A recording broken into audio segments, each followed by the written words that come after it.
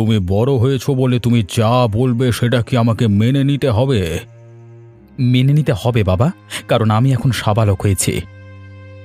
তোমার এসব জ্ঞান অন্য কাউকে গিয়ে দেবে। আমি তোমার বাবা, আমি কখনোই মেনে নেব না তোমার ভুল সিদ্ধান্ত। দেখো বাবা, আমি বড় হয়েছি, আমার নিজের সিদ্ধান্ত নেওয়ার বয়স হয়েছে, তাই আমি যাকে পছন্দ করেছি তাকে আমি বিয়ে করব।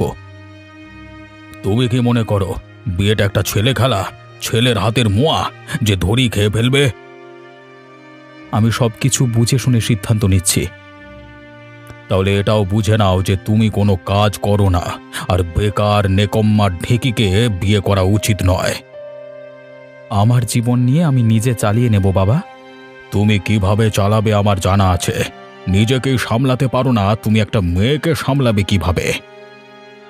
আমি শুধু তোমাকে জানিয়ে দিলাম, আর এটাও জানিয়ে দিলাম যে আমি দুদিনের মধ্যে ওকে বিয়ে করে ঘরে আনব, তাতে তোমার মত থাক আর না থাক।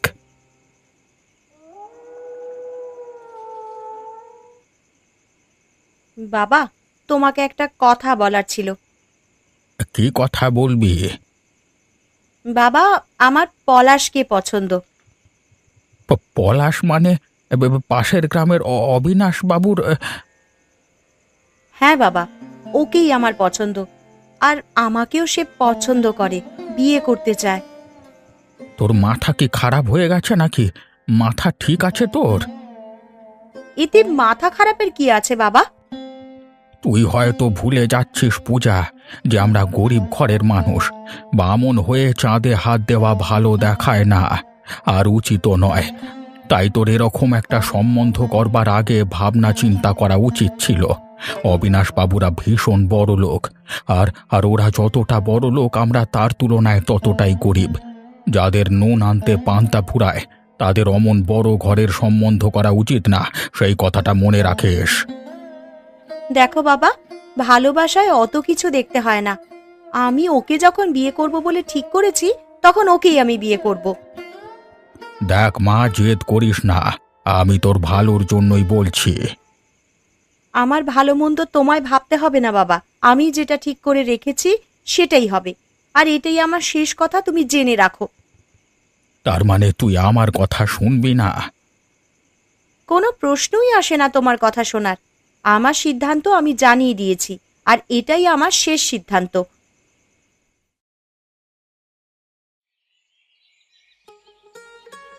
তুমি কি বেরোচ্ছ নাকি গো?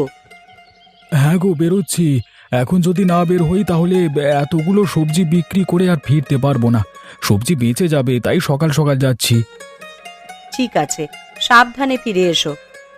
কিন্তু মনটা বড় খারাপ, আর মাথাটাও একটু গরম হয়ে আছে, বুঝলে? কেন, কি হয়েছে? আরে নগের লোকটা বড় বেয়াদব, পরের ভালো একদম দেখতে পারে না। কালকে বাজারে আমি সবজি বিক্রি করছিলাম, মা আমাকে এসে উল্টো পাল্টা কথা বলছিল, তাই হয়ে গেছে ওর সাথে দু চারটে কথা কাটাকাটি। আজ যদি কিছু বলতে আসে শুনিয়ে দেবো একেবারে। দেখো, তুমি আমার একটা কথা রাখবে? কি কথা? লোকে সেই গাছে ঢিল মারে যে গাছে ফল হয়, তাই বলছি, ওই লোকটা যদি তোমাকে কিছু বলে তাহলে তোমার উচিত কিন্তু চুপ করে থাকা। দেখো, আমরা সাধারণ মানুষ, তাই আমাদের জীবনে শত্রু যত কম হবে ততই ভালো। তুমি একদম গন্ডগোল করো না ওর সাথে। কিন্তু ওর সাথে গন্ডগোল না করে আমি সবজি বিক্রি করব কোথায়? তুমি অবিনাশ বাবুর বাড়িতে যাও। ওনার বাড়িতে অনেক লোক রোজ খাওয়া দাওয়া করে, ওর কাছে তোমার সবজি বিক্রি হয়ে যাবার সম্ভাবনা কিন্তু আছে। দেখো, ঝগড়া করতে তো আমারও ভালো লাগে না। তাহলে আমি যেটা বলছি ওটাই শোনো। বেশ, ঠিক আছে, আমি সেটাই করব। বুদ্ধিটা আমারও মনে ধরেছে। এখন আমি আসি, কেমন? এসো, দুগ্গা দুগ্গা।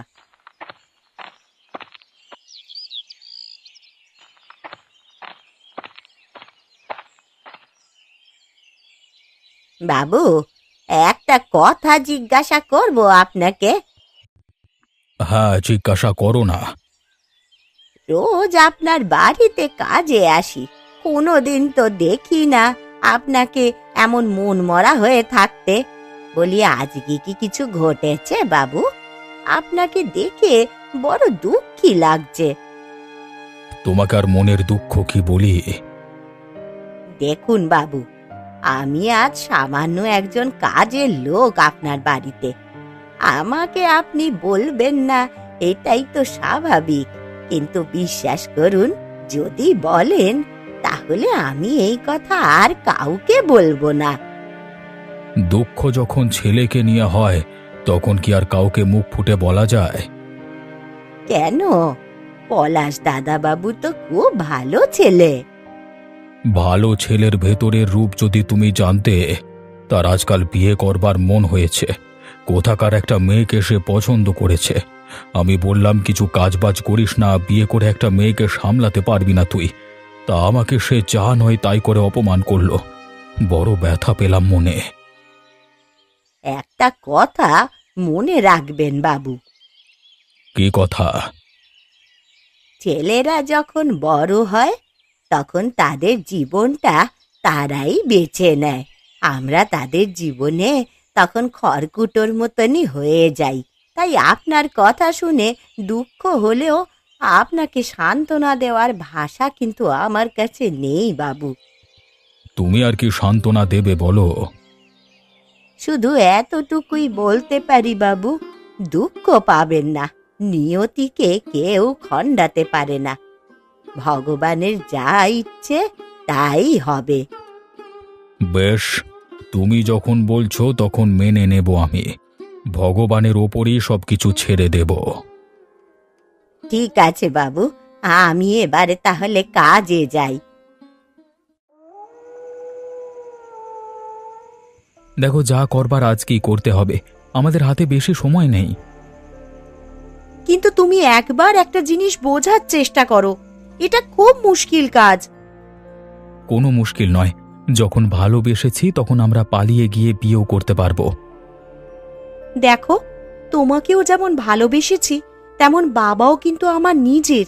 বাবা অনেক কষ্ট করে আমাকে বড় করে তুলেছে গো। সেই বাবার মনে দুঃখ দিয়ে আমি কিভাবে তোমার হাতটা ধরে পালিয়ে যাই বলো তো? বাবা যে এখনো মেনে নিতে পারেনি আমাদের সম্বন্ধটা। দেখো, ন্যাকামো করো না। এত কিছুর পরে আর ন্যাকামো করবার সময় নয়, এখন তোমাকে যেতেই হবে। একটু বোঝার চেষ্টা করো তুমি। কোনো কিছু বোঝবার সময় নেই এখন। এখন সেসব পেরিয়ে গেছে। যদি তুমি না যাও তাহলে তুমি আমার মরা মুখ দেখবে। আমিও আমার বাবাকে কথা দিয়েছি, তিনিও মেনে নেননি। একদিন মেনে নেবে নিশ্চয়ই। আমি তাকে বলে দিয়েছি আমি দুদিনের মধ্যে তোমাকে ঘরের বউ করে নিয়ে যাব। সুতরাং আর সময় নেই হাতে। আমি হেরে গিয়ে ওই বাড়িতে ফিরে যেতে পারবো না। তুমি যদি চাও যে আমি মরে যাই তাহলে তুমি তোমারটা ভেবে নিতে পারো, আমি আমারটা ভাবছি। না না, অমন করে বলো না। বেশ, আমি তোমার সাথেই যাব, চলো।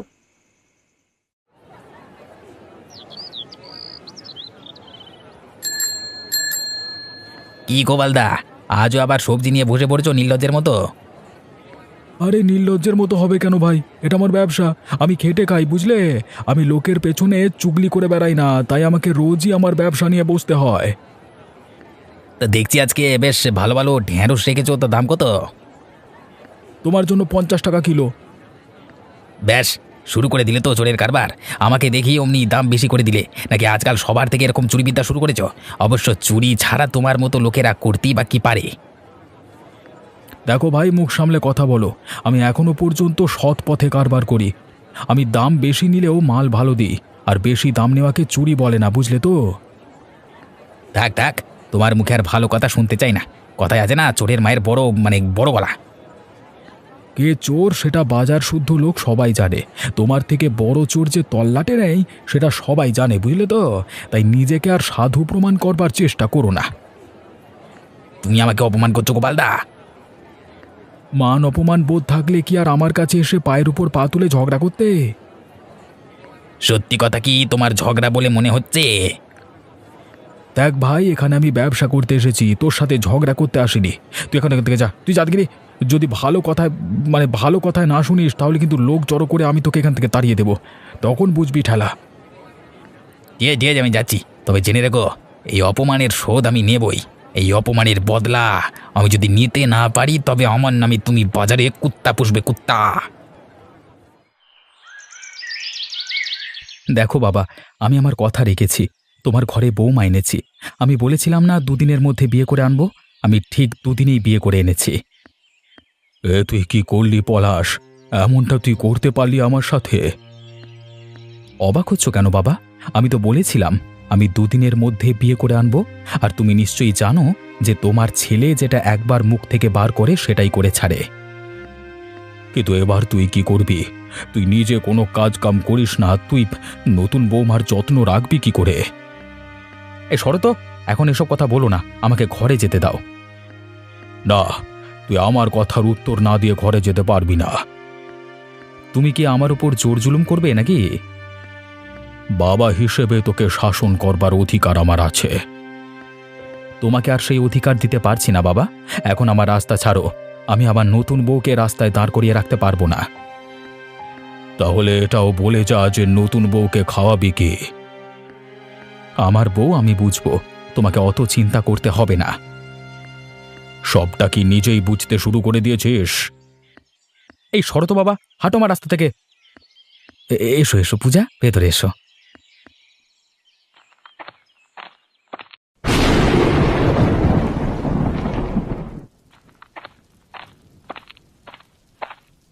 এই ঝড় বৃষ্টির সন্ধ্যায় তুমি এত দেরি করে ফিরতে পারলে? তোমার জন্য কত চিন্তা হয় বলো তো। আরে দেরি হয়ে গেলে কি করতে পারি বলো? তবে একটা খবর এনেছি গো। কি খবর? কিছু হয়েছে নাকি গ্রামে? বড় খবর আছে, বিশাল বড় ক্যাঁচাল হয়ে গেছে। কি ক্যাচাল হলো আবার? আরে অবিনাশ বাবুর ছেলে পলাশ পালিয়ে গিয়ে বিয়ে করে এনেছে। সে কি গো? কাকে বিয়ে করেছে সে? ওই পাশের গ্রামে বুড়োর মেয়ে পূজাকে। আরে তারা তো খুবই গরিব ঘরের লোক গো। তা অবিনাশবাবু কি বললেন? অবিনাশবাবু মেনে নেননি প্রথম থেকেই। বিয়ে করে আনবার পরেও ঘরে বউ তুলতে চাইছিলেন না। শেষ পর্যন্ত পলাশ জোর করে বউকে নিয়ে ঘর ঢুকেছে। কিন্তু সে তো খুবই চিন্তার বিষয়। সে ছেলে যা বদমাইশ, বউকে ঠিক করে রাখবে তো? সেটাই তো চিন্তা অবিনাশবাবুর। কাজ বাজও তো কিছু ঠিক করে করে না, বসে বসে শুধু ফুটানি মারে। মেয়েটার জীবন না নষ্ট করে দেয়। অবিনাশবাবুও সেটাই চিন্তা করছেন। ভালো মেয়েটা ওই বদমাইশ ছেলের সাথে পেরে উঠলেই হয়। ভাবছি ওই বুড়ো মানে হরিপদবাবুর সাথে একবার দেখা করব। ঠিক আছে, সে নয় দেখা করো। এখন হাত মুখ ধুয়ে নাও দেখি, না হলে এই বৃষ্টিতে ভিজে যে ঠান্ডা লেগে যাবে। হ্যাঁ, তুমি গরম গরম কিছু খাবার ব্যবস্থা করো, আমি হাত মুখ ধুয়ে আসছি।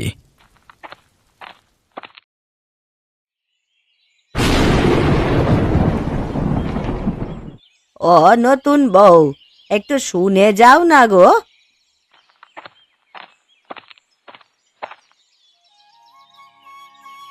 হ্যাঁ বলুন বুড়িমা। তা নতুন ঘর, নতুন সংসার কেমন লাগছে গো? হ্যাঁ ভালোই লাগছে। আপনি ভালো আছেন তো? হ্যাঁ মা, ভালো আছি। তা বউ, তোমার বাড়িতে আর কে কে আছেন গো? আমার বাড়িতে একমাত্র আমার বুড়ো বাবা ছাড়া আর কেউ নেই। আহারে, তুমি তার একমাত্র মেয়ে ছিলে, এখন সেই মানুষটাকে কে দেখবে বলো তো? বাবু, মেয়ে মানুষের জীবনটাই তো এটা। একদিন সব ছেড়ে যে বাপ মা মানুষ করলো, তাদের সবাইকে পর করে দিয়ে শ্বশুর বাড়িতে চলে আসতে হয়। শ্বশুর বাড়ি হয়ে ওঠে তার আপন বাড়ি। ঠিক আছে, আমি দেখছি কি করা যায় মা। আপনি কি করবেন বাবা? আমিও তো এক বাপ, তাই বাপ হয়ে বাপের কষ্টটা বুঝি। এই দুনিয়ায় বাপের কষ্ট একমাত্র বাবারাই বুঝতে পারে। তাই আমি আজকে সন্ধেবেলায় গিয়ে ওনার সাথে দেখা করব। কিন্তু একটা কথা বলবো বাবু। হ্যাঁ বলো না। আজ আকাশের অবস্থা ভালো না। আজ আপনি যাবেন না, বলা তো যায় না কোথা থেকে কি হয়ে যায়। আরে তুমি বেকার চিন্তা করো না তো। এই গ্রামে আমি জন্মে থেকে এতগুলো বছর কাটিয়ে দিলাম। এখানের প্রকৃতিকে আমি ভালো করেই চিনি। আমি এত বছর ধরে অভ্যস্ত এখানে, আমার কিচ্ছু হবে না। আমি যখন ঠিক করেছি যাবার, আজকেই আমি যাব।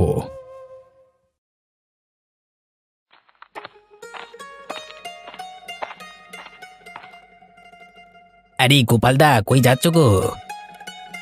এই তো যাচ্ছি ভাই। আজকে সবজি নিয়ে বসবে নাকি? না, আজকে ঠিক নেই গো। আরে গ্রামে যা ঝামেলা চলছে, এদিকে এসো বলছি। কি হয়েছে আবার গ্রামে? হ্যাঁ, আরে ওই পলাশ মানে অবিনাশ বাবু ছেলে বিয়ে করে এনেছে জানো তো। সেইভাবে তো কিছু জানি না। আরে শুধু কি বিয়ে করে এনেছে, আরে নিজে তো কিছু কাজ বাজ করে না। আর পাশের গ্রাম থেকে হরিপদ বাবুর ওই গরিব মেয়েটাকে পটিয়ে পাঠিয়ে নিয়ে এসে তুলে নিয়েছে আর কি। তাই নিয়ে বাবার সাথে তো খুব ঝামেলা। তা ওর বাবা কি বলছেন? ওর বাবার একটাই দাবি যে নিজে কিছু কাজবাজ করো, নিজেই ভালো হও, তারপর নয় সব ঠিকঠাক হয়ে যাবে। এখন বিয়ে করবার কোনো দরকার ছিল কি? কি ভাগ্য বলো তোমারই, নিজেই কিনা গ্রামের মোড়ল, নিজে গ্রামের সব সমস্যার সমাধান করে, আর নিজের ঘরই কিনা এত বড় কেচাল। বুঝলে তো ভাই, ওই কথায় আছে না, কপালের নাম গোপাল ঠাকুর, তাই হয়েছে। ভগবান কপালে যা লিখে দেবেন তুমি কি আর তাকে বদলাতে পারবে? তোমার আমার সাধ্য কি ভাই?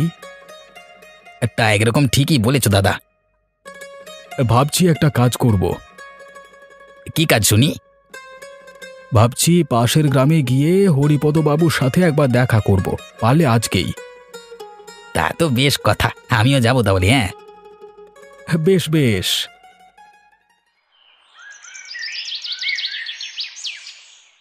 হায় ভগবান, তুমি আমার সাথে এমন অবিচারটা করতে পারলে।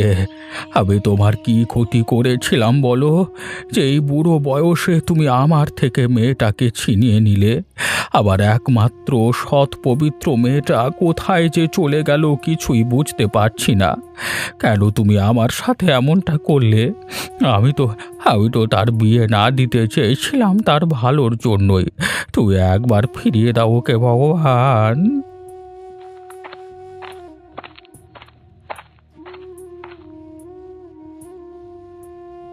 হরিপদবাবু বাড়িতে আছেন?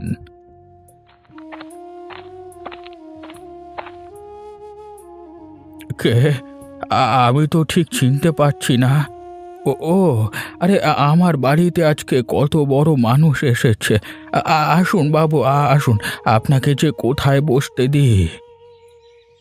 থাক থাক, এখন থেকে আর আমি তোমার বাবু নই, আর আমাকে বসতে দেওয়ার জন্য অত তোড়জোড় করতে হবে না। এখন থেকে আমি তোমাদের কুটুম। আমার ছেলে পলাশ তোমার মেয়েকে মানে কি আর বলবো, বিয়ে করেছে পালিয়ে নিয়ে গিয়ে। দেখো ভাই, আমারও আর তোমার দুজনের মত ছিল না, কিন্তু দিনের শেষে ওরা আধুনিক ছেলে মেয়ে, তাই ওরা যখন নিজের ভাবনাটা ভেবেই নিয়েছে তখন আমরা তো ফেলে দিতে পারি না। আপনি মেনে নিয়েছেন? আমার ছোট ছেলে যখন করিয়ে ফেলেছে ভুল, তখন সেটাকে আর বদলানো যাবে না। আমি তোমার কাছে প্রতিশ্রুতি দিয়ে যাচ্ছি, তোমার মেয়েকে আমি আমার কাছে নিজের মেয়ের মতোই রাখব, তার কোনো দুঃখ আমি হতে দেব না। ব্যাস, এটুকুই আপনার থেকে শোনবার ছিল। আমি এবার শান্তিতে মরতে পারবো। এতদিন মেয়েটার জন্য বড় চিন্তা ছিল, আপনি যে এই সান্ত্বনাটুকু দিয়েছেন আমি এতেই খুশি। এখন আমরা দুজনেই একে অপরের আত্মীয়, আমাদের মধ্যে শান্তি আর সুখের সম্পর্ক। চলো চলো, তোমার ঘরের ভেতরে যাই। আপনারা আসুন আসুন।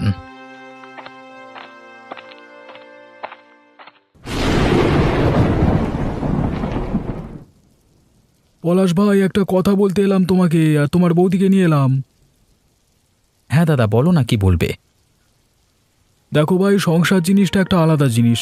আমি নিজেও তোমার মতো রাস্তায় রাস্তায় ঘুরে বেড়াতাম, নিজের মতো করে জীবনটা বাঁচতাম, কিন্তু তোমার বৌদিকে জিজ্ঞেস করো। তোমার বৌদিকে যখন বিয়ে করে আনি তখন থেকে আমি সংসারী হই। সংসার সবাইকে মন দিয়ে করতে হয়, তোমাকে দায়িত্ব নিতে হবে সংসারের। এখন আর বদমাইশি করে বউটাকে কষ্ট দিলে চলবে না। যত যাই হোক, তোমার বাবা সব কিছু মেনে নিয়েছেন, এবারে সব কিছু ঠিকঠাক করে ফেলো ভাই। দাদা, একটা সত্যি কথা বলবো, জীবনে নিজের কাজগুলো বলবার মতো একটা মানুষ প্রয়োজন আর কি। আমার খুব ভালো লাগলো তোমরা আমার বাড়িতে এলে আর আমার সাথে কথাগুলো বললে। তবে কি জানো তো, আমি তোকে ভালোবেসে বিয়ে করেছি। আমি এটা প্রতিজ্ঞা করছি এবং তোমাকে বলছি যে পূজার সুখের জন্য আমি সব কিছু করব। আমি নিজের সব বদঅভ্যেস ছেড়ে সংসারী হব, সংসারে মন দেব আর ওকে সুখী করব। হ্যাঁ পলাশ, যখন কথা দিয়ে ফেলেছ কিন্তু, তাহলে এই বৃষ্টির মধ্যে বৃষ্টির মধ্যে ভালো হবে দাদা, তোমরা আয়োজন করো।